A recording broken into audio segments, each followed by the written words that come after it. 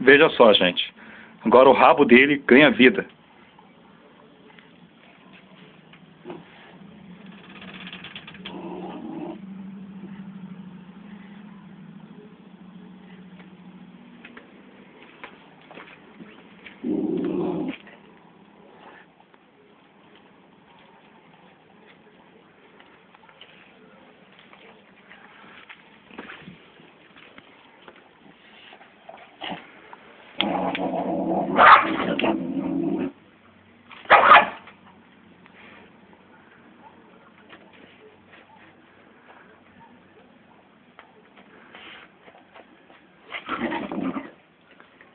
Tá ficando louco?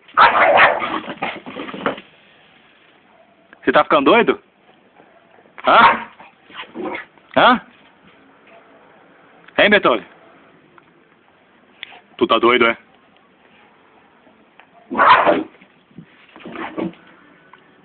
Loucuras do mundo animal. É ou não é, Nené? Beethoven? Beethoven? Ó. Oi. Pode ralar aí.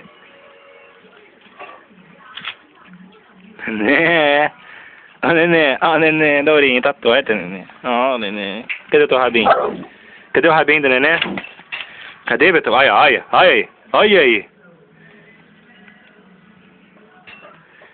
Derrubou toda a comida no chão.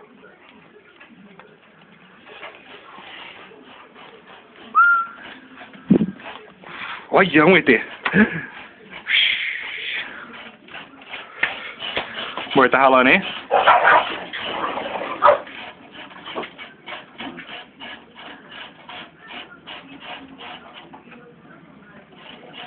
Beethoven? Assim que o rabo dele abaixa, ele ganha vida. E na disputa pelo alimento, quem ganha é o cachorro.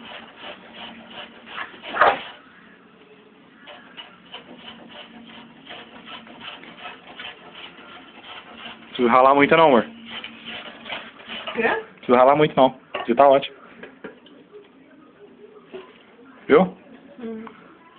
Hoje faz 1 ano, né, amor? Você tá feliz? Sim. Então dá um beijo. Dá um beijo. Ah. Vai. Dá um beijo. Morro de inveja. E o cachorro louco continua a perseguição atrás do seu rabo. Uhul! Será que ele irá conseguir pegar o próprio rabo?